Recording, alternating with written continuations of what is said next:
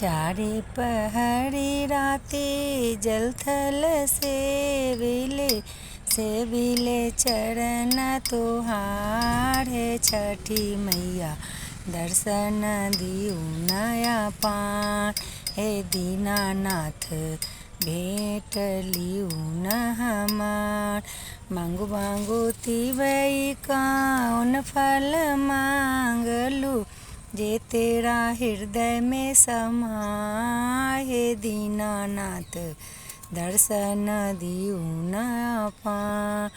हे दीनानाथ भेंट लियु न हमार साभा बैठन लागे सासुर मांगिले मचिया बैठन केरा सास दीनानाथ दर्शन दियु न पान हे दीनानाथ भेंट लियु न हमार नहिरा में मांगिले भाई भतीजवा नहिरा में मांगिले भाई भतीजवा ससुरा सकल परिवार हे छठी मैया दर्शन दियु नया पान हे दीनानाथ भेंट लियु न हमार घोड़वा चढ़न केला बेटा मांगिले घोड़वा चढ़न केला बेटा मांगिले पैर जतन के पुतो हे दीनानाथ दर्शन दियु नया पान हे छठी मैया भेंट लियु न हमार रुनु की झुनकी बेटी मांगिला रुनु की झुनु की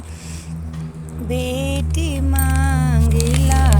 पढ़ल पंडित दमाद हे छठी मैया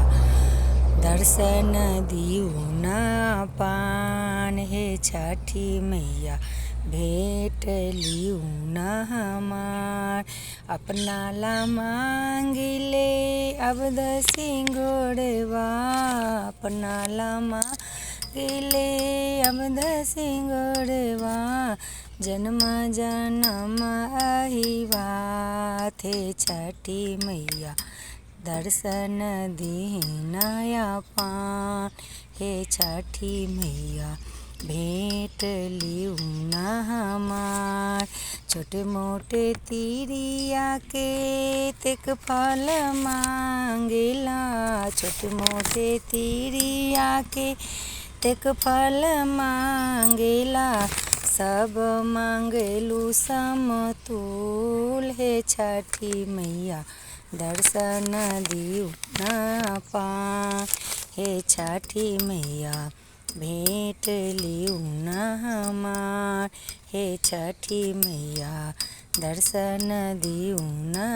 पान चारी पहरी राते जल थल सेविले चरण तुहार हे छठी मैया दर्शन दियु नया पान हे दीनानाथ भेंट लियु न हमार बोल छठी मैया की जय।